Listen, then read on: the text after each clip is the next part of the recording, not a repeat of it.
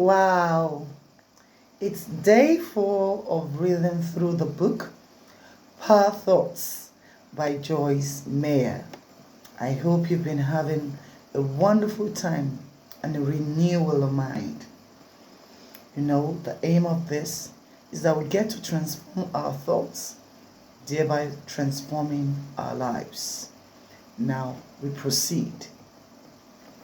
I know a young man who spent many years of his life frequently trying to prove he was right in every disagreement. He habitually argued and became angry, and in fact, he lost a lot of friends. He simply was not enjoyable to be with.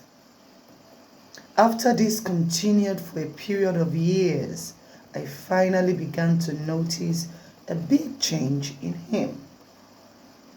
He wasn't argumentative if someone had a different opinion from his or did not want to do something his way. I asked him what had made him change, and he said, "I have discovered that being right is highly overrated." When he looked at being right in proper perspective and compared it to the turmoil he experienced, he finally realized it was just not worth it. Trying to form a habit of looking at the whole life instead of centering on one thing that may be upsetting you. Thinking excessively about the problems we encounter in life only make them appear to be bigger than they really are. When you are experiencing any issue that is upsetting you, take time to purposely recall the good things that you enjoy also. King David did this during times of depression, and it helped him keep things in perspective. You can look through Psalms 42. Think about it. Are you keeping things in perspective, or is this an area in which you need to improve? A positive you is a powerful you. An organization once offered a bounty of $5,000 apiece for wolves that were captured alive. Enticed by the idea of such money, Sam and Jed eagerly set out through the forest and into the mountains in search of the animals that could secure their fortune. They fell asleep under the stars one night, exhausted after days of enthusiastic hunting. Sam awoke in the middle of the night and saw about 50 wolves surrounding him and Jed. Hungry wolves, baring their feet, with their eyes glistening at the thought of easy human prey. Realizing what was going on, Sam nudged his friend and said eagerly, "Jed, wake up, you're rich." A positive attitude enables you to make the best of every situation, and that gives you power over your circumstances instead of allowing your circumstances to have power over you. This was certainly true for Sam.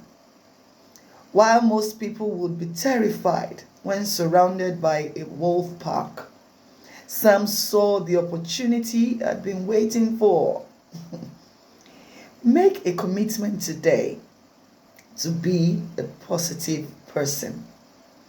Make a commitment today to be a positive person. The more positive you are, the more powerful you'll be. The more positive you are, the more powerful you'll be. Chapter 2. Teach your mind to work for you.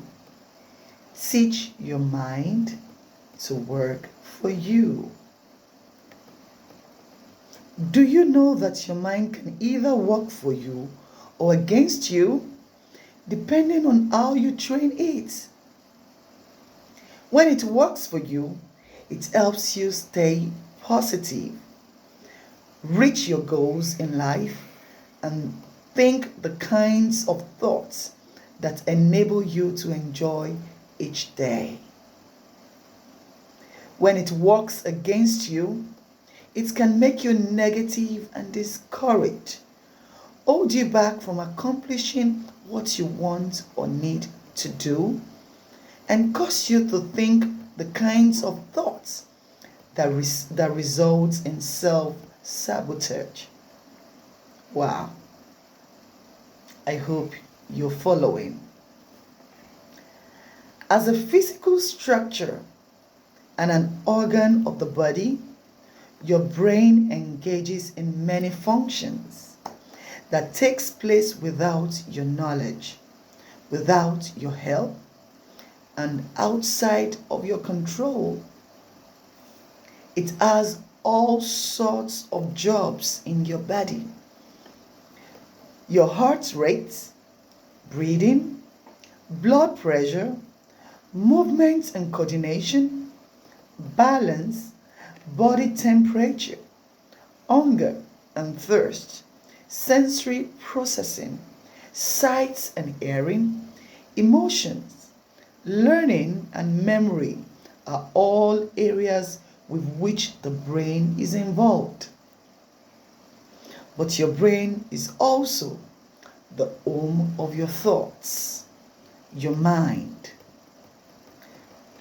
Dr. Caroline Leaf, a leading neurometacognitive learning specialist and a committed Christian, notes in a teaching on the brain that the word and science believe that the mind and the brain are one. The way you think is voluntary and you can control your thoughts.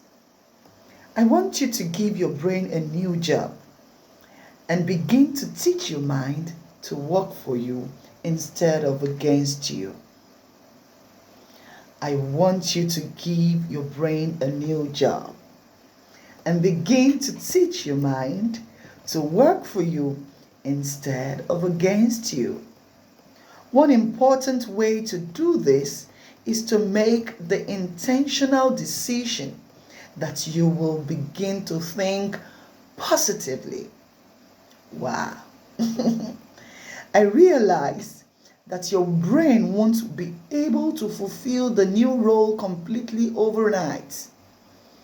You may be asking it to undergo a radical transformation, and that will take time. So give it a little grace, but determine that with your diligence and God's help, your brain will go to work for you instead of against you and become a powerful, positive force in your life. Wow, it's almost 10 minutes. I really desire to continue, but for time, we have to stop here. But remember, you can make your brain work for you or against you. Choose to make it work for you. God bless you.